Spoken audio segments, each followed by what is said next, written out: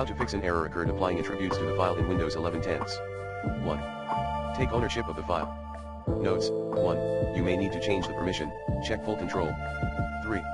Check if the file is encrypted.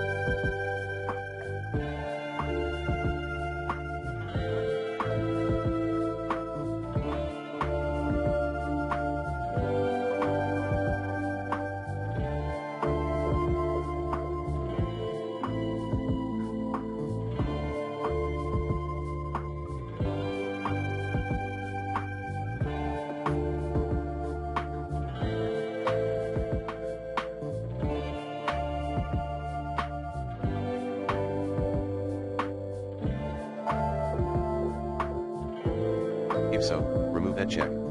4.